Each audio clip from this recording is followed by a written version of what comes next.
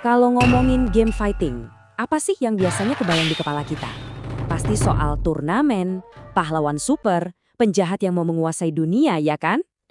Tapi gimana kalau ada satu seri game yang ceritanya sama sekali bukan tentang itu semua? Nah, hari ini kita bakal bedah narasi yang luar biasa unik dari Samurai Showdown. Coba deh dengerin kutipan ini baik-baik. Mereka adalah potret individu-individu yang hancur di dunia yang gagal memberikan arah. Ini ini tuh bukan deskripsi pahlawan yang gagah berani, sama sekali bukan. Ini lebih kayak sebuah diagnosa. Yap, diagnosis buat setiap karakter yang bakal kita temui di game ini. Nah, pertanyaan inilah yang bakal jadi kompas kita selama pembahasan ini. Kalau para petarung di Samurai Showdown itu bukan pahlawan yang berjuang demi keadilan, terus mereka berjuang buat apa dong? Cerita apa sih yang sebenarnya lagi dibangun di sini? Oke, buat jawab itu semua, kita harus mulai dari dasarnya dulu, dari pondasinya, yaitu dunia tempat mereka tinggal. Karena ya disinilah semua tragedi ini berakar. Kita kan sering banget ya ngeromantisin zaman samurai. Keren, gagah, penuh kehormatan. Tapi coba lihat setting yang dipilih Samurai Showdown, akhir zaman Edo. Ini bukan pilihan asal-asalan, ini tuh sebuah statement. Ini adalah periode transisi yang penuh gejolak, di mana otoritas pusat itu lemah banget dan struktur sosialnya mulai goyah. Ini bukan dunia yang teratur, ini dunia yang fundamentalnya udah retak. Nah, ini dia poin paling pentingnya. Nggak ada tuh yang namanya polisi dunia atau tim pahlawan yang jagain ketertiban.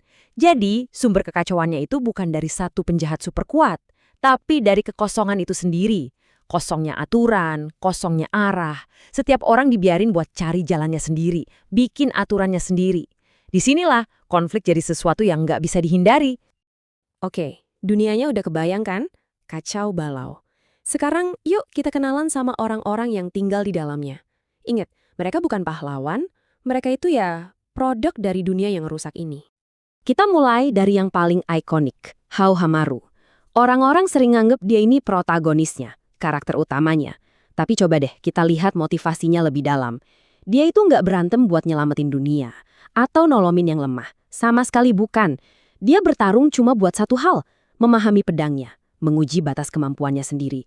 Dia itu benar-benar cerminan sempurna dari dunianya, seorang samurai hebat tanpa tuan, dan tanpa tujuan yang lebih besar.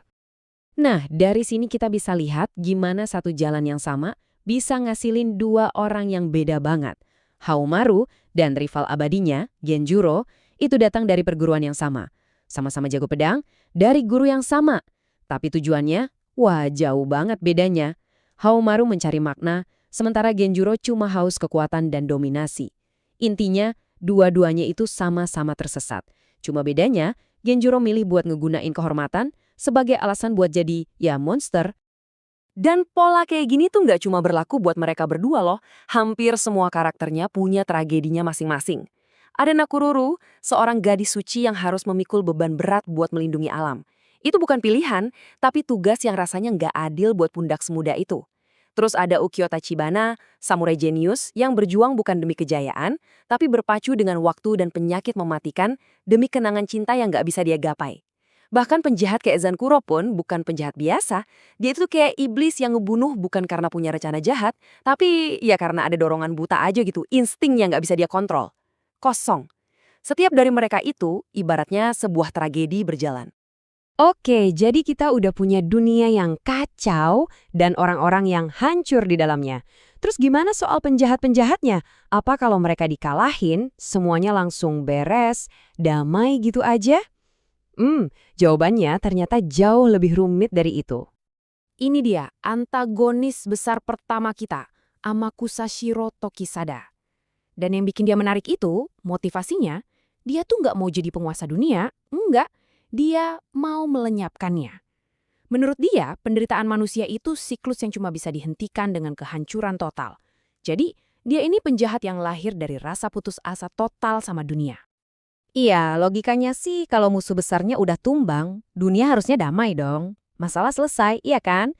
Tapi, di dunia Samurai Showdown, jawabannya nggak pernah sesimpel itu. Nah, disinilah pola yang sebenarnya mulai kelihatan jelas. Mengalahkan Amakusa itu nggak membawa kedamaian. Justru itu cuma menciptakan kekosongan kekuasaan. Dan karena pondasi dunianya emang udah rapuh, kekosongan itu cepat banget diisi sama ancaman baru. Muncul Zangkuro, terus nanti ada lagi yang lain. Ini bukan cerita tentang kemenangan akhir, tapi ini soal siklus kekerasan yang nggak ada habisnya. Terus dan terus berulang. Oke, sekarang coba kita tarik benang merahnya. Kita punya dunia yang rusak, individu yang tersesat, dan siklus kekerasan yang nggak pernah putus. Jadi, apa artinya ini semua? Nah, ini dia inti dari semua pembahasan kita. Samurai Shodown itu nggak ngajak kita buat sorak-sorai dukung pahlawan. Sama sekali bukan. Game ini justru ngajak kita buat merenung. Ini adalah sebuah studi kasus tentang gimana kekerasan itu cuma akan melahirkan kekerasan baru, apalagi di dunia yang udah nggak punya pegangan moral buat ngerem itu semua. Dan senjatanya, pedang-pedang mereka itu punya peran yang krusial banget di sini. Pedang di sini tuh bukan cuma alat buat berantem. Pedang itu adalah identitas mereka, obsesi mereka, dan seringnya jadi kutukan mereka. Semakin jago seorang petarung, semakin mereka kecanduan sama jalan kekerasan itu, dan makin jauh mereka dari sisi manusianya. Selalu ada harga yang harus dibayar untuk kekuatan itu. Dan mungkin ini bagian yang paling tragis dari semuanya. Nggak ada yang namanya tamat atau happy ending buat dunia Samurai Shodown. Masing-masing karakter mungkin dapat akhir ceritanya sendiri-sendiri. Haomaru lanjut ngelana, Ukyo mungkin akhirnya nemuin kedamaiannya. Tapi dunianya sendiri nggak pernah benar-benar selamat.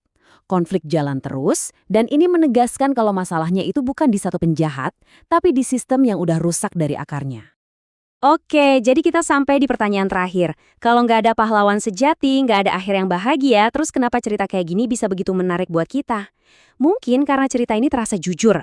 Sangat jujur. Ini kayak cermin tragis dari sifat manusia itu sendiri. Perjuangan kita yang nggak ada habisnya buat nyari makna di dunia yang kadang terasa begitu kacau. Dan itu pertanyaan yang kayaknya pantas buat kita renungin, ya nggak?